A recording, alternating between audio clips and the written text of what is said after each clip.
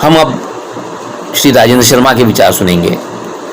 राजेंद्र शर्मा मध्य प्रदेश प्रगतिशील लेखक संघ के अध्यक्ष हैं। लंबे समय तक वे संगठन की पत्रिका प्रगतिशील वसुधा का संपादन करते रहे हैं। वरिष्ठ कवि और संपादक राजेंद्र शर्मा। सांस्कृतिक क्षेत्र में काम करने वाले लोगों को इस समय एक संयुक्त मोर्चे के तहत काम करना बहुत ज़रूरी हो गया है। संयुक्त मोर्चा जब हम कहते हैं तो वो एक शुद्ध रूप से राजनीतिक अवधारणा है। निश्चय ही जॉर्ज दिमित्रोव ने इस अवधारणा को हमारे सामने रखा था। फासिज्म से लड़ाई के दौरान दिमित्रोव की धारणा ये थी कि सारे लोग कम्युनिस्ट नहीं हो सकते, सारे लोग कम्युनिस्ट पार्टियों के सदस्य नहीं हो सकते, लेकिन फासिज्म सबको एक साथ परेशान करता है। सबकी एक साथ चिंता है कि ये फासिज्म को कैसे हराया जाए, फासिज्म को किस तरह से समाप्त किया जाए, फासिस्ट सरकारों के खिलाफ कैसे हम एकजुट हो सकें। क्योंकि उसमें वो विचारधारात्मक अंतर नहीं करता फासिज्म जब अपने दमन पर आता है तब, और अपना जो सांस्कृतिक एजेंडा फासिज्म चलाता है वो चूंकि जनता के पूर्ण रूप से खिलाफ होता है, उसमें कोई गुंजाइश नहीं होती। वो बिल्कुल एक नया एजेंडा लगाता है, वो सबको एक जैसा बना देना चाहता है, वो हमारी विविधता को समाप्त कर देना चाहता है। जबकि मानव समाज अपनी विविधता के लिए ही जाना जाता है और विविधता की कारण ही जीवित है। तो इस तरह से फासिज्म जब खतरा बन के खड़ा होता है तब जॉर्ज दिमित्रोव ने कहा था, और उसने राजनीतिक दलों के लिए भी कहा, ये सांस्कृतिक कर्मियों के लिए भी कहा कि हमें एक संयुक्त मोर्चा फासिज्म के खिलाफ बनाना चाहिए। अब हम आज देखें जो हमारी वर्तमान परिस्थितियां हैं, इसको सब लोग दबे स्वरों में कहते हैं और खुलकर भी कह रहे हैं कि एक अघोषित आपातकाल लग गया। लेकिन राजनीतिक स्तर पर हम देखें तो बहुत सारे जो हमारे मुख्य धारा के राजनीतिक दल हैं वो आज भी इस रिजिम को, इस शासन को, इस सरकार को एक फासिस्ट सरकार कहने से बच रहे हैं। वो ये तो कहते हैं कि एक अघोषित आपातकाल लग गया, लेकिन वो इसके फासिस्टिक इरादों को या तो पहचान नहीं रहे हैं या पहचान रहे हैं तो मसलहतन चुप हैं। ऐसे में संस्कृति कर्मियों की ये जिम्मेदारी हो जाती है कि वो इस सत्ता के फासिस्ट चरित्र को उघाड़ते हुए जितना हो सकता है मिलकर काम करें। हो सकता है कि सारे लोग एक साथ नहीं होंगे। मैं अभी एक उदाहरण हमें पिछले दिनों देंगे। अशोक वाजपेयी रजा फाउंडेशन के प्रमुख हैं। अशोक वाजपेयी के बारे में हम सब जानते हैं कि उन्होंने मार्क्सिस्ट विचारधारा के खिलाफ काम किया। वो अपने आप को डेमोक्रेटिक कहते हैं और मानते हैं कि मार्क्सिज्म डेमोक्रेसी के विरुद्ध खड़ा होता है। लेकिन ये उनका अपना विचार है।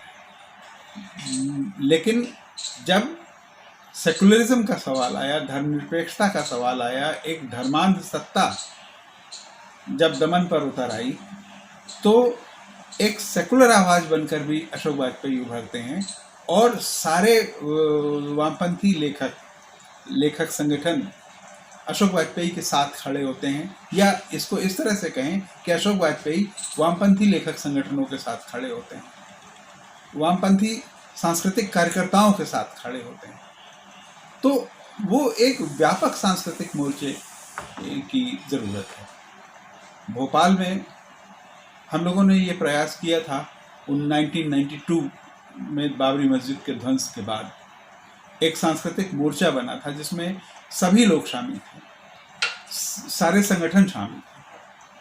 तो आज के समय में फिर ज़रूरत है इस बात की कि हम व्यापक रूप से एक सांस्कृतिक मोर्चा बनाएं जो संयुक्त मोर्चे की तरह काम करे। संयुक्त मोर्चे के बहुत फायदे हैं। यूपीए 1 का हम याद करें तो सर्वाधिक क्रांतिकारी फैसले इस देश की बुर्जुआ पार्टी कांग्रेस के शासनकाल में यूपीए 1 के समय में लिए गए, वो भी एक संयुक्त मोर्चे के तहत, है ना। यूडीएफ जो जनता पार्टी जैसा अवसरवादी संगठन था, अवसरवादी गुट बना था, जो टूट के बिखर गया, उसकी जगह यूडीएफ जैसे यूनाइटेड डेमोक्रेटिक फ्रंट ने ली, वो भी एक संयुक्त मोर्चे की तरह था। और हम जानते हैं कि कर्मचारियों और मजदूरों के हित में सर्वाधिक अच्छे काम यूडीएफ में हुए। तो मित्रों, इस अवसर पर मैं सिर्फ इतना कहना चाहता हूँ कि सांस्कृतिक मोर्चा, एक संयुक्त मोर्चा सांस्कृतिक कर्मियों का हमारे समय की ज़रूरत है और हमें उस दिशा में काम करना चाहिए, मिलकर काम करना चाहिए, क्योंकि जो सत्ता हमारे सामने है एक फासिस्ट सत्ता है। इस फासिज्म को हमें साफ साफ कहना होगा और फासिज्म से लड़ने के लिए हमें एक व्यापक संयुक्त मोर्चे की और सांस्कृतिक मोर्चे की ज़रूरत है। धन्यवाद। हमारे समय के एक चर्चित और महत्वपूर्ण कवि कुमार अंबुज के विचार जानना दिलचस्प होगा। कुमार अंबुज ऐसे तमाम विषयों पे लगातार लिखते और बोलते रहे हैं। वे प्रगतिशील लेखक संघ के साथ शुरुआत से जुड़े हुए हैं। कुमार अंबुज। नमस्कार। शैलेंद्र शैली व्याख्यान माला के इस क्रम में जो विषय प्रस्तावित है वह है मौजूदा समय में साहित्य के संयुक्त मोर्चे का सवाल। इस पर कुछ बातें मैं कहना चाहता हूं।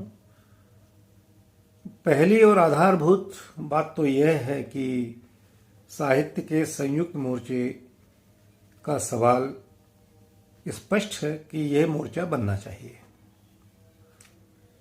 दिक्कत केवल यह है कि इस तरह के मोर्चे यदि बहुत तात्कालिक परिस्थितियों को ध्यान में रखते हुए, खास तौर पर जिस वक्त में हम रह रहे हैं और उसमें फासिज्म जिस तरह उपस्थित हो चुका है, उसमें फौरी सवाल के किसी हल की तरह यदि ये मोर्चा बनाया जाता है तो जाहिर है कि उसकी अपनी कई दीर्घकालिक मुश्किलें हो सकती हैं। सबसे पहली बात की जरूरत पड़ती है कि साहित्यिक मोर्चे या किसी भी मोर्चे में जब आप फासिज्म की समस्या का एक ऐसे समय में जब लोकतांत्रिक व्यवस्थाओं का, लोकतांत्रिक संस्थाओं का, संविधान की जो हमारे सामने भूमिका और पृष्ठभूमि है उसका उल्लंघन लगातार किया जा रहा हो, न्याय को लगातार कमजोर किया जा रहा हो और पूंजीवादी जितनी भी समस्याएं हो सकती हैं उन समस्याओं में अमीरी गरीबी के सवाल हों, बेरोजगारी के सवाल हों या वित्तीय जो आपातकालीन स्थितियां बन जाती हैं धीरे धीरे उनके सवाल हों, उन सब को निपटने के लिए एक दीर्घकालिक और संयुक्त मोर्चे के जो आधार हो सकते हैं उनको व्यापक करने की बहुत जरूरत है। उसके बिना इन चीजों का कोई बहुत मतलब निकलता नहीं है, क्योंकि यह एक पॉलिटिकल समस्या भी है। तो पॉलिटिकल समस्या को सुलझाने के लिए एक पॉलिटिकल विल होना चाहिए। वो पॉलिटिकल विल लेखकों के बीच, खास तौर पर प्रोग्रेसिव राइटर्स एसोसिएशन, जनवादी लेखक संघ और जो हमारे दूसरे कई लेखक संगठन काम कर रहे हैं, उनकी पॉलिटिकल विल तो स्पष्ट है। लेकिन जब तक एक पॉलिटिकल पार्टी की पॉलिटिकल विल नहीं होगी तब तक इस लेखकीय जो संगठन हैं, जो मोर्चे बनेंगे, उनकी पॉलिटिकल विल को सहारा देने के लिए व्यवहारिक जब परिस्थितियां आती हैं, जब लड़ाई होती है, तो उसमें एक पॉलिटिकल पार्टी की बड़ी निर्णायक भूमिका होती है। तो हमारे जो सीपीआई, सीपीएम और कम्युनिस्ट पार्टियों के जो दूसरे हिस्से हैं, वो जब तक एक राजनीतिक इच्छा शक्ति नहीं बताएंगे, जब तक वो एक संयुक्त मोर्चा इस तरह नहीं बनाएंगे कि वो बहुत फौरी किस्म का ना हो। यह जो तात्कालिक समस्या नहीं रह गई है, अब फांसीवाद की लड़ाई लंबी जाना है। इसलिए आप उसके छोटे मोटे हल नहीं खोज सकते, खोजेंगे तो उसकी दिक्कतें हैं। दूसरा, इन मोर्चों में एक दिक्कत क्या जाती है कि बिग ब्रदर जैसा मामला हो जाता है किसी का। वो बिग ब्रदर मामले की परेशानियां तो फिर कम है। एक दार्शनिक इसका लिए एक टर्म है कि कई बार आप बिग ब्रदर की जगह बिग अदर हो जाते हैं, आपका व्यवहार बिग अदर की तरह हो जाता है। तो ये बिग ब्रदर और बिग ब्रदर से बिग अदर का जो हम व्यवहार में उसका जो निरीक्षण करते हैं, उससे इन सब मोर्चों की दिक्कतें आती हैं। मैं मोर्चे की आवश्यकता को तो रेखांकित करता हूं और उसके लिए मेरा पूरा समर्थन है, लेकिन हमें उन चीजों की तरफ भी ध्यान देना होगा। आप उन सवालों को नहीं टाल सकते जो दरअसल इस तरह के मोर्चे को कमजोर बनाते हैं, असफल बनाते हैं या दूरगामी लड़ाई लड़ने लायक नहीं रहने देते हैं। दूसरा, पार्टीज को ये समझना पड़ेगा, पॉलिटिकल पार्टीज को, कम्युनिस्ट पार्टी को और दूसरी जो गैर फांसीवादी पार्टी हैं, समाजवादी दुनिया में समाजवादी समाज के लिए जो थोड़ा बहुत भी स्वप्न देख सकती हैं, यह ध्यान रखना पड़ेगा कि हम सब जो लेखक संगठन हैं, जो मजदूर संगठन हैं, जो स्त्री संगठन हैं, ये सब विंग्स हैं। इसको उदाहरण के लिए हम कह सकते हैं पक्षी और उसके पंख। हम लोग पंख हैं, हम अपना काम करते हैं। विचार के लिए लेखक लगातार अपना काम करते हैं। वो साहित्य भी यदि रचते हैं तो उसमें कंटेंट को, विचार को प्रमुखता देने वाले ऐसे तमाम लेखक हैं जो इन संगठनों में शामिल हैं और इन्हीं वजहों से वो इस संगठनों के साथ बने रहते हैं। लेकिन हम पंख हैं, हम विंग्स हैं। यदि पक्षी उड़ान नहीं भरेगा, पक्षी यानी पार्टी, जो मेन पॉलिटिकल पार्टी है, ये हम सब उसके पंख हैं। उसकी चोंच नहीं है, उसकी आंख नहीं है, उसके भीतर के अवयव नहीं है, हम धड़ नहीं है। हम आपके पंख हैं, आपको उड़ने में सहायता दे सकते हैं, लेकिन एक पॉलिटिकल पार्टी को एक पक्षी की तरह अपनी पूरी भूमिका निभानी पड़ेगी। हम पंख की तरह आपके साथ हैं। मुश्किल ये है कि कई सालों से यह पार्टी रूपी जो पक्षी है, उसके पंख तो ठीक से फड़फड़ा रहे हैं, जो उसके विंग्स हैं वो काफी कुछ ठीक से काम कर रहे हैं, लेकिन पक्षी कई बार अपने पंखों का भी ध्यान नहीं रखता है। ऐसे मौके आए हैं जब ट्रेड यूनियन के सामने दिक्कतें आई, लेखक संगठनों के सामने दिक्कतें आई, और जो दूसरे संगठन है, किसान संगठन है, स्त्री संगठन है, तो दिक्कत आई तो उनके साथ पार्टी का जो सपोर्ट होना चाहिए, पार्टी का जो हौसला होना चाहिए और पार्टी का जो संबल होना चाहिए, वो उतना ना मिलने से वो ध्वस्त होते गए, कमजोर होते गए और आज हम इन स्थितियों में आ गए हैं। हमारे इतने सारे बुद्धिजीवियों को इस समय जेलों में रखा हुआ है, उनके ऊपर कोई मुकदमा नहीं चलाया जा रहा है। सीधी तरह से उन्हें बिना मुकदमा चलाए हुए मार डालने की एक स्थिति हमारे सामने है। लेकिन यदि आप ये समझते हैं कि हम लेखकों के कहने से या तमाम उन लोगों के कहने से जो कि इस फांसीवादी राज में निशाने पर हैं, उनके कहने से यदि वो उनको छोड़ देंगे, उनको कहने से उनको कष्ट देना, उनको यातना देना बंद कर देंगे, तो इसमें हमें थोड़ा इतिहास से सीखना चाहिए। बहुत पुरानी बात नहीं है कि हिटलर ने जब यहूदियों पर अत्याचार किए, हिटलर ने जब यहूदियों की पकड़ धकड़ शुरू की और उसमें बहुत सारे वैज्ञानिक थे, बहुत सारे लेखक थे, बुद्धिजीवी थे, विद्यार्थी थे, तो कौन सा ऐसा यहूदी था, कौन सा ऐसा बुद्धिजीवी यहूदी था और जर्मनी के बाहर तमाम देशों में ऐसे कौन से बुद्धिजीवी नहीं थे जो ये पुकार ना लगा रहे हों, जो अपील ना कर रहे हों कि आप कृपया बुद्धिजीवियों पर अत्याचार बंद करिए, लेखकों पर अत्याचार बंद करिए, उन्हें जेलों में बंद मत कीजिए। लेकिन हिटलर ने किसी को नहीं छोड़ा। तो यहूदियों के लिए यदि यहूदी ही पुकार लगा रहे हैं तो उससे बहुत काम नहीं बनने वाला है। यदि बुद्धिजीवियों के लिए, लेखकों के लिए लेखक और बुद्धिजीवी ही पुकार लगा रहे हैं तो यह तो उनके लिए बड़े ही संतोष का विषय है। बल्कि वो तो चाहते हैं कि आपको मुश्किलें हों। तो इसका हल हमेशा एक जन आंदोलन तैयार करने में ही हो सकता है। केवल हमारे भर कहने से, लेखकों के भर कहने से इस समस्या का हल नहीं होगा। ऐसा होता तो हम लोग इतनी अपीलें जारी कर चुके हैं, इतना सब लिख चुके हैं। तो हमें इसकी तह में जाना होगा कि इसके लिए ये संयुक्त मोर्चे को ऐसा काम करना होगा कि हम एक जन आंदोलन बनाएं। वो तमाम लोग, इस देश की जनता के वो लोग जो लोकतांत्रिकता में भरोसा करते हैं, न्याय में, समतावाद में भरोसा करते हैं, संविधान की रक्षा करना चाहते हैं, चाहे वो दूसरी पॉलिटिकल पार्टी ही क्यों ना हो, उनको जब तक साथ में लेकर और जनता को साथ में लेकर ये दबाव नहीं बनाया जाएगा तो इससे आगे काम नहीं चलेगा।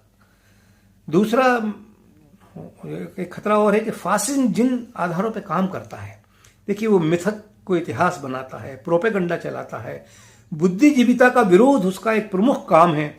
सबसे बड़ी बात वो एक रेशियल यूटोपिया, धार्मिक आधार पर हो सकता है, वो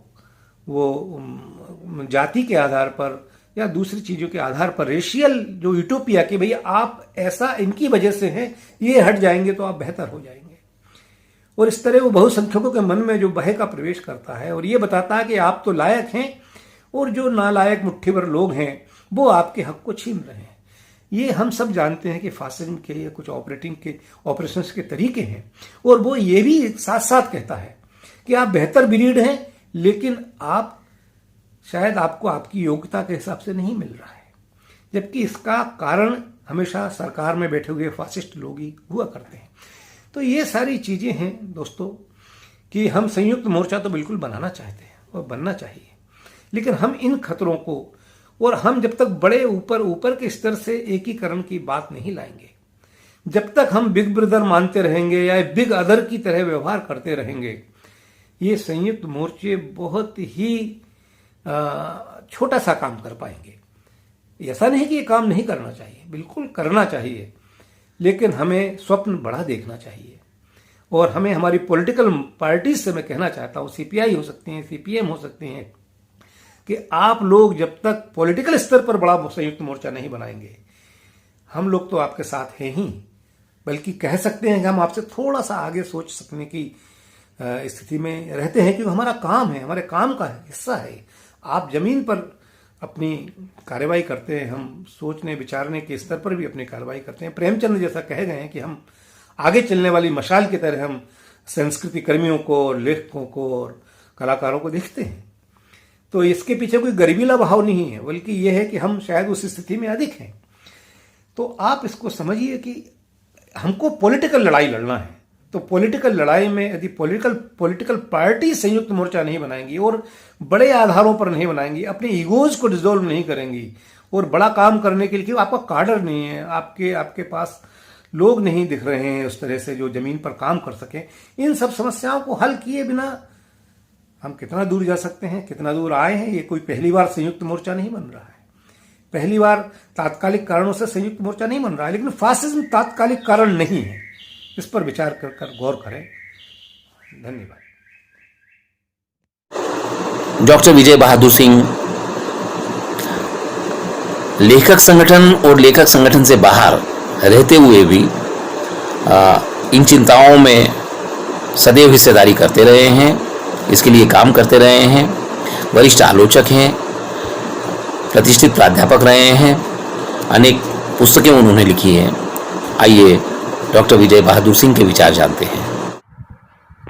साहित्य में जो संयुक्त मोर्चे की बात है, इसको काफ़ी पहले मुक्तिबोध जी ने उठाया था और उनका कहना ये था कि जो जनवादी शक्तियां हैं, लोकतांत्रिक शक्तियां हैं और उस दृष्टि से रचना कर रही हैं, उनको भी साथ लेना चाहिए, अन्यथा वह किस खेमे में जाएंगी। इसलिए ज़रूरी है कि अगर उनके जीवन मूल्य लोकतांत्रिक हैं तो उन जीवन मूल्यों को भी अपने मूल्यों में शामिल करके ऐसा संयुक्त मोर्चा बनाया जाना चाहिए। अभी जो दिक्कत है वो यह है कि वो सारा का सारा जो है, आप देखेंगे कि खुद वामपंथी कई टुकड़ों में बट गया है। तो उसके बंटने के कारण हो क्या रहा है कि कोई आपस में ही संयुक्त मोर्चा नहीं बन पा रहा है। यह भी सबसे पहले बुनियादी चीज़ है, जो बुनियादी मांग है उसको किया जाना चाहिए। और तीसरी बात यह है कि हमको संयुक्त मोर्चा बनाने के पहले हमारी सांस्कृतिक दृष्टि, आधारभूमि और जो हमारी लोकतांत्रिक दृष्टि है उसको सुस्पष्ट किया जाना चाहिए। अगर हम ये करते हैं तभी वो संयुक्त मोर्चे का कोई अर्थ बनता है। दूसरी बात मैं ये भी जानता हूँ और चाहता हूँ कि जब भी कोई लोकतांत्रिक मोर्चा या जन संयुक्त मोर्चा बनेगा तो उसमें जो है किसी भी राजनीतिक विचारधारा का वर्चस्व नहीं हो सकता, क्योंकि किसी भी लेखक संप्रदाय को आप किसी गुट में या विचारधारा के आधार पर बांट नहीं सकते, क्योंकि प्रत्येक लेखक को स्वभावतः मौलिक आज़ादी मिली हुई है, वो अपने अनुभवों को अपने ढंग से प्रस्तुत करेगा। इसलिए मुझे ऐसा लगता है कि इन सब बातों पर भी पहले सोच लिया जाना चाहिए हमको, क्योंकि उसके बगैर बात बनेगी नहीं। उसके लिए उदारता जरूरी है, तार्किकता जरूरी है, उन्मुक्तता जरूरी है, ये बहुत आवश्यक है। खास तौर से जिन दिनों में शैली और हम लोग काम कर रहे थे, उस समय इन प्रश्नों पर हम सोचते रहते थे। यद्यपि मैं जानता था कि शैली जो है पार्टी के आदमी हैं, लेकिन शैली ने कभी भी हमारे काम काज पर और हमारी बातों पर कोई हस्तक्षेप नहीं किया, बल्कि कभी ज़रूरत पड़ी तो उसको समझने की कोशिश उन्होंने ज़रूर की। तो मेरा ये कहना है कि इन सब चीज़ों की कमी हमारे भीतर भी है, तो पहले तुम अपना अंतरावलोकन भी करें इस मायने में कि क्या हम ये सब कर सकते हैं, क्योंकि शुरुआत वहीं से करनी होगी कि जो आपका राजनीतिक पक्ष है, क्या उसी को आप सर्वोत्तम और एकमात्र सत्य मान रहे हैं जीवन का। ये जरूर है कि जिन्हें हम प्रतिक्रियावादी मानते हैं, जो जीवन विरोधी मूल्य हैं, उनका विरोध तो प्रत्येक लेखक करता है, करना भी चाहिए। अगर नहीं करता है तो लेखक है ही नहीं। लेकिन सबकी भिन्न भिन्न दृष्टियाँ हैं, भिन्न भिन्न रचना शैलियाँ हैं। इन सब बातों पर बहुत गहराई से हमें खुद पहले विचार करना पड़ेगा, और अगर हम नहीं कर पाते हैं तो ये संयुक्त मोर्चा बनने में बहुत सारी कठिनाइयाँ आएंगी, और बन भी गया तो वो टूटने की कगार पर पहुंच जाएगा। इसलिए उदारता, उन्मुक्तता, तार्किकता, ये सब बहुत जरूरी है। ठीक है, अब हम इस सभा का समापन वरिष्ठ कवि, चर्चित कवि राजेश जोशी, जो मध्य प्रदेश के जनवादी लेखक संघ के अध्यक्ष हैं और जनवादी लेखक संघ के राष्ट्रीय संयुक्त महासचिव हैं, हम राजेश जोशी जी को आमंत्रित करते हैं। राजेश जोशी। मुझे लगता है कि जब भी ऐसा समय आता है कि सत्ताएं निरंकुश और जनविरोधी होने लगती हैं, तो यह आवश्यक हो जाता है कि अन्य सारी सांस्कृतिक या राजनीतिक शक्तियां अपने बीच गठबंधन कायम करें और उसका विरोध करें। पर दुर्भाग्य से ये एक ऐसा समय है जब बहुत सारी राजनीतिक शक्तियां सिर्फ सरकार गिराने और उठाने में लगी हैं या उग्रवाद के गठजोड़ों में लगी हैं। तो इसलिए राजनीति को जो काम इस समय करना चाहिए था, इस निरंकुश सत्ता के विरुद्ध, इस जनविरोधी सत्ता के विरुद्ध, वो दायित्व कम से कम जो डेमोक्रेटिक राजनीतिक शक्तियां हैं वो नहीं कर रही। कभी प्रेमचंद ने कहा था कि साहित्य राजनीति के आगे चलने वाली मशाल है। तो इसलिए शायद ये एक ऐसा समय भी है जिसमें संस्कृति कर्मियों पर और साहित्य कर्मियों पर ज़्यादा बड़ा दायित्व आन पड़ा है, और यह आवश्यक हो गया है कि हम उन तमाम राजनीतिक शक्तियों को की आत्माओं को जगाने का काम भी करें और इस निरंकुश सत्ता का विरोध करने का काम भी करें। तो इसके लिए ऐसा संभव नहीं है कि अलग अलग संगठन या अलग अलग समूह या अलग अलग लोग, व्यक्ति कोई काम कर सके। वैसे ऐसा हो भी नहीं रहा।